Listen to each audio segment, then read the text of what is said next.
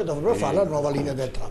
Ritorniamo allora a finire il ragionamento, c'è manca Boron e Garna per correttezza di tutti sul ragionamento di questa tabella. Il tram ve l'ho fatto vedere un po' dopo, però tanto lo sapevate già quando era il tragitto, ve l'abbiamo fatto vedere fisicamente. Prego. Parto dalle cose più semplici. Il centro congressi è un auditorium che per noi deve essere comunque unico, no? Deve essere razionalizzato, un edificio bimodulare che possa fare sia auditorio sia centro congressi in fiera. Per 5 anni di fila abbiamo bocciato il progetto, i 50 milioni di euro che erano messi a bilancio per la costruzione di un auditorium che poi abbiamo visto, no? Si voleva progettare vicino alla Cappella degli Scrovegni, si voleva fare tutto, si era detto, cioè, no, guardate che è sbagliato, che è fuori zona, però no, siccome si diceva che non si fanno proposte, le proposte sono state fatte, ma poi bisogna anche che ci sia chi le accetta le proposte. Poi la fusione fusione APS e Bus Italia, no, perché? Perché non c'è stato tempo per capire e vedere le carte, è stata una cosa fatta, c'è il sereno. Sta parlando per Massimo Bitonci. Massimo Bitonci, no? No, perché? Perché solo per una questione, vogliamo vedere le carte, vogliamo sapere cosa si è previsto, cosa si vuole fare, che tipo di fusione si vuole fare, parlare con i dipendenti, parlare con tutti coloro che ci lavorano. È stata una cosa annunciata via giornale, portata in consiglio comunale e giustamente bocciata, perché quando si fanno le cose così bisogna giustamente che qualcuno anche alzi l'orgoglio, sebbene magari poteva essere corretta. E il tram l'abbiamo appena visto, a parte che la Lega fu contro il tram fin dall'inizio, no? Perché quando si progetta una tranvia che è rigida nel suo sistema, ovvero non può essere mai modificata se cambiano i flussi di traffico, non possono cambiare, che è un progetto di un'azienda che era lobbista presso l'Europa e quindi impose i finanziamenti europei proprio per il tipo di tranvia che doveva essere fatta, che solo a manutentarla è monopolistica, quindi ti costa una montagna di soldi. Si diceva che il tram doveva essere lungo oltre 18 metri, 19, doveva essere senza autista, si dicevano tante cose, poi alla fine si scelse un camion, perché se voi guardate corre sulle gomme, cioè è trainato. Allora a quel punto bastava un bel filobus, costava molto meno, elettrico, si potevano fare con quei soldi le linee di tutta la città, contrario in parole, di tutta la città. Oggi si parla di un progetto, guardiamo il progetto, vediamo le nuove tecnologie, vediamo cosa si può fare e vediamo soprattutto la finanziabilità, perché io personalmente, ma il candidato sindaco non ha nessuna volontà di indebitare le prossime generazioni di Padova per fare un tram, no? Certo. Ecco, perché si parla poi di indebitamento. L'ospedale, 1995, sindaco era Zanonato, si parlava di ospedale, ne ha avuto di tempo per ragionare e per dire dove doveva essere fatto, no? Che nell'ultimo periodo.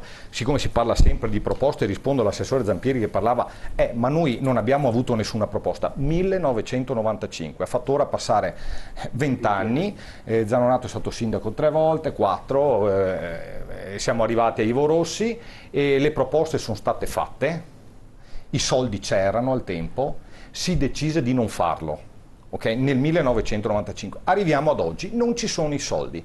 Oggi che non ci sono i soldi si vuole fare l'opera faraonica da 1 miliardo di euro indebitando i padovani, indebitando i veneti, perché questo è il ragionamento. L'unico modo per fare quella struttura se non ci sono soldi è il project finance, di quale noi siamo totalmente contrari, perché tradotto project finance vuol dire indebitamento. Okay? Si parla di indebitamento, pertanto parliamo e diciamo ci sono 150-200 milioni, perché questa è la realtà del denaro disponibile. Con quel denaro lì si può realisticamente prendere l'ospedale dove è oggi, abbattere tutte le palazzine, quelle basse, quelle vecchie, costruire un monoblocco nuovo, interrare via Giustiniani, unire quello squarcio, no, che c'è in mezzo all'ospedale, rendolo logisticamente più fruibile, logisticamente più anche ragionevole di quello che è, e ovviamente recuperare tutta l'area golenale, l'area storica che è deturpata dall'urbanizzazione dell'ospedale. Giancarlo Garassi, dalla regia mi hanno detto come le campane, è mezzanotte. Sì, il centro congressi, vabbè, non stiamo a discutere, non ha neanche Sull'idrovia parlo per Daniele Ruffini e anche per chi fa parte della mia lista civica che si chiama Ambiente, Salute e Cultura, e siamo tutte figure del sociale e del culturale che hanno operato singolarmente contro determinate cose e o a favore di altre nel momento in cui noi non abbiamo parlato di un problema enorme, cioè Padova è la città più inquinata d'Italia. Qui abbiamo un problema ambientale enorme, quindi l'idrovia batte l'inquinamento. Lo stesso vale la lotta, Giuliano Pisani lo sa bene, quanto anch'io personalmente ho fatto per l'auditorium non in piazza Remitani, per il problema del dissesto idrogeologico. Noi in tutta la regione, in questa città abbiamo un problema di dissesto idrogeologico enorme, 110 milioni di euro, bene, facciamo prevenzione sul territorio, mettiamo in sicurezza il territorio e creiamo lavoro.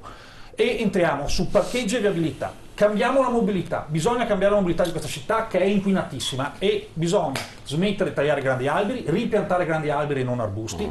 Parcheggi, no, perché quel no? Non servono parcheggi in centro, per esempio non serve il Prandina, implementiamo i parcheggi scambiatori esterni e ben venga gli autobus elettrici e miglioriamo e implementiamo, scusate il termine l'inglesismo, il servizio pubblico, ed ecco il perché da sempre contro la fusione APS Autobus Italia, perché i beni comuni non vanno ceduti al privato. E chiudo sull'ospedale fondamentale. Noi non abbiamo parlato di un'altra cosa, perché il tram passa lì dove c'è una speculazione di 14 palazzine sull'Iris, perché non viene detto che va via il Busonera, che va via il Sant'Antonio, perché non facciamo passare il tram su via Facciolati, perché non ci sarà più bisogno e si sposteranno gli assi, ci sono degli interessi della cementificazione che vanno combattuti.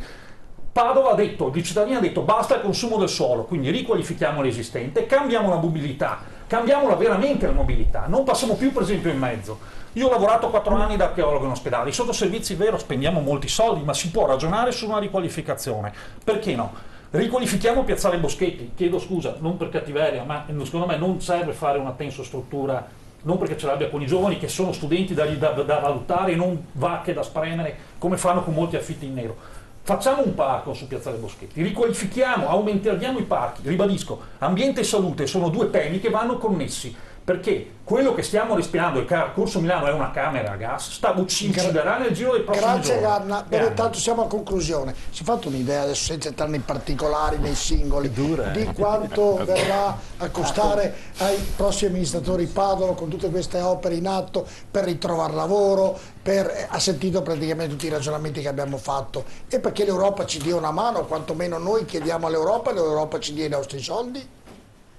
È stata una serata veramente molto interessante anche per uno che non vota a Padova, ma se dovessi farlo nei prossimi giorni mi sono fatto un'idea su a chi darei il mio, che non lo voglio sapere. Il mio consenso non si può fare, perché altrimenti qui fa 600 metri, non 800. Non Professor Manocasi, siamo arrivati a conclusione di questa puntata, era un po' difficile perché avevamo fortunatamente tutti i candidati, hanno fatto una bella battaglia elettorale che questa sera, insomma, al di là di tutto. Ma io direi innanzitutto una cosa che lascia sempre spiazzati i padovani: trasparenza sui progetti, trasparenza sui costi e trasparenza sulla gestione, perché questa è la cosa fondamentale. I cittadini spesso sono indotti a scegliere senza sapere cosa succederà. Allora qualcuno dice spostiamo l'ospedale perché il ragionamento è buono, qualcuno dice lo lasciamo lì come sta. Ma poi, salvo queste trasmissioni che noi cerchiamo di fare, ma approfondire è sempre molto difficile, in televisione si andrebbe meglio approfondirlo sui giornali, ma i giornali si rifiutano di fare queste cose, e perché lo devo mettere in quella zona là? E allora devo vedere il pro e il contro, ma non solo nel mettere l'ospedale nella zona che è stato stabilito, che può essere anche una soluzione, perché non è da scartare. Ma cosa succede se io tolgo l'ospedale dove è in questo momento? Ci faccio un parco, desertifico, c'è un indotto che da centinaia di anni è attorno all'ospedale, che improvvisamente viene privato della risorsa principale per cui si è creato questo indotto.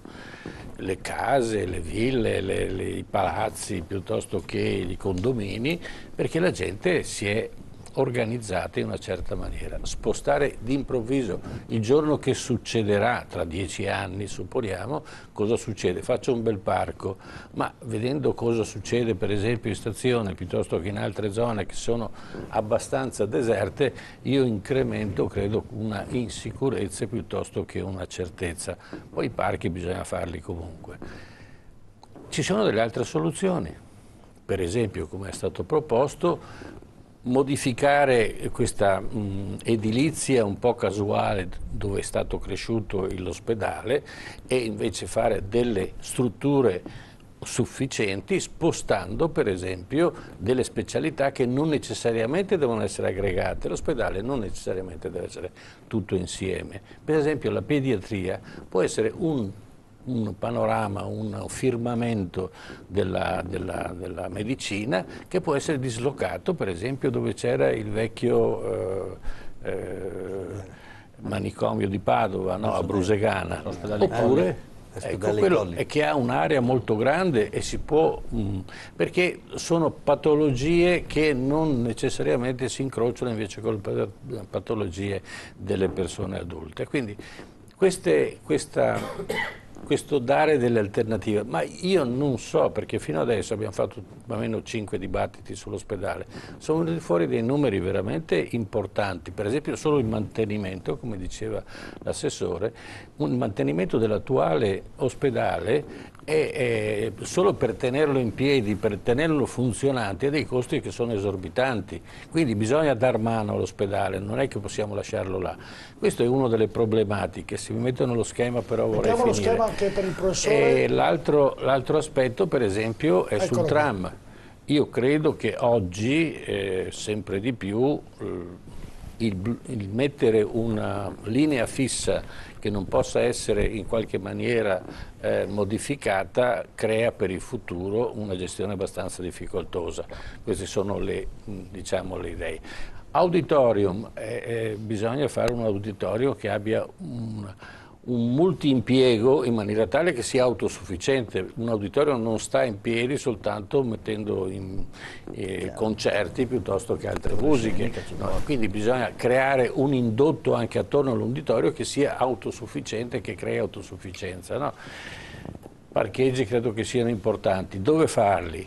Tutto è coordinato dal fatto che a seconda del tipo di servizio che io do, tram o non tram, bus più o meno ecologico, eccetera, creerò dei parcheggi che lasciano fuori le macchine dalla città. Ma questo io mi ricordo quando ho parlato Zanonato 20 anni fa, questa era l'idea, dove passa il tram nelle zone, io mollo le mie macchine fuori e poi prendo il tram e vado in centro. Però questa cosa non è stata coordinata nel tempo, quindi si è fatto il tram, si è dimenticato invece tutta una serie di infrastrutture che sono necessarie se si vuole ottenere quel risultato. E se no si ottiene un risultato che è completamente diverso. Quindi il coordinamento e la competenza di chi lo fa, ma soprattutto io dico che se ne parliamo ai cittadini, i cittadini padovani sono in grado di dare la loro opinione con chiarezza e saggezza. Siamo arrivati alla conclusione di questa puntata che è stato il record per l'orario. Sono Mezzanotte dice non aveva mai terminato così tardi. Io per prima cosa vi ringrazio tutti perché siete stati dirigenti. Chiedo scusa con qualcuno se non ho mantenuto i tempi che ho rispettato con gli altri, ho cercato di fare il meglio possibile. Non mi rimane che davvero augurarvi a tutti un grosso in bocca al lupo fra 9 giorni, che vinca il migliore come si dice. Ringrazio Umberto Zampieri di essere stato con noi, grazie a Giancarlo Garna, a Lionello Toniolli, Roberto Todesco, a Stefano Ghinato, ringrazio Eugenio Benettazzo di essere stato con noi, grazie anche a Fabio Salviato, a Jacopo Berti, a Giuliano Pisani e a Fabrizio Barone. Davvero grazie a tutti, grazie professore. Grazie a lei Giorgio. E bocca al lupo a tutti per la settimana prossima, che vinca il migliore, buonanotte. Grazie. Arrivederci.